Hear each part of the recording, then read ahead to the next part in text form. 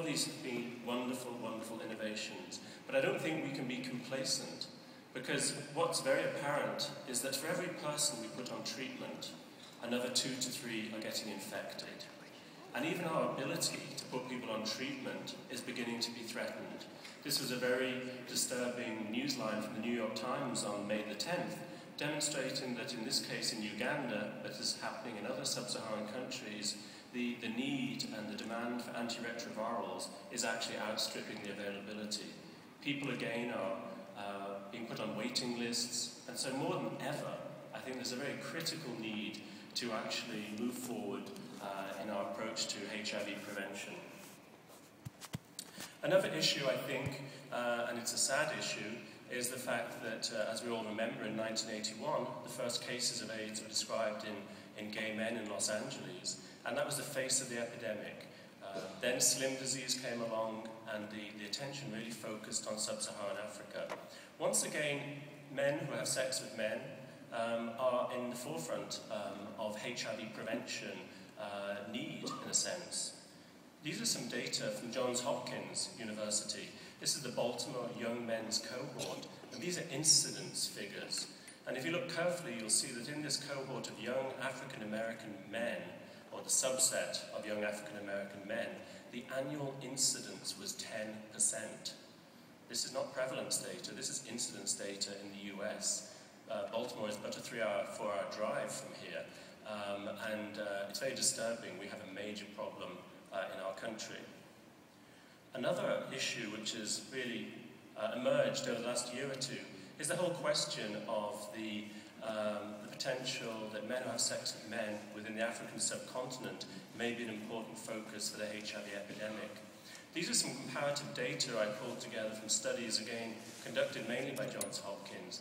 But here, side by side, I put the prevalence rate for men who have sex with men in various communities in sub-Saharan Africa, and men who have sex with women. And what's very apparent is the extreme disproportion between these two groups. I think the time for ignoring the possibility that there are MSM at high risk of HIV acquisition in Africa is over. We have to step up as individuals concerned about HIV prevention to address this public health challenge. It's not going to be easy. In the United States, we have had significant challenges in terms of homophobia, in terms of, for periods of our history, the inability to really address these issues, to address safer sex, needle exchange, and everything else. This is one particularly unpleasant manifestation of that. But I think something that's really disturbed me, and I think many of us in the field, are the recent events in Africa. I think there is a groundswell of homophobia and human rights issues that really need to be addressed. I think we're all very aware of the 2 young gay men in Malawi, Stephen Monjeza and Tawangi Chimbalanga, who have just been sentenced to 14 years of hard labour for being gay, essentially. And I think that is completely unacceptable. I think, and as a community of people working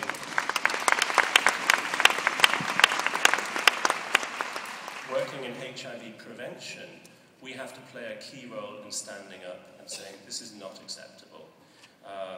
It can be challenging and difficult to talk about sex, to talk about rectal sex, to talk about homosexuality, but if we don't do this, I fear that we're not going to make an impact, particularly in the MSM groups, but also, certainly in sub-Saharan Africa, MSM may often be married, may often have families. It's a very complicated situation, but it has to be looked at openly, honestly, as we move forward with HIV prevention research. So what about this theme of building bridges? Well, I think we have to build bridges between all the stakeholders. I think a great development in our field is really the integration of the community, both of men and women at risk, the investigators based in the countries at risk, but also in the US and in Europe, the clinical trial networks conducting this research, the regulatory agencies, again, in country and back in the US and in Europe, and also our sponsors, and very importantly, the media. I think we have to build bridges, absolutely, between all these stakeholders to keep the prevention agenda moving forward. 2 years ago in New Delhi, I was told by someone that they'd made a bit of an exception, and they'd let us have a satellite on rectal microbicide development, which I was very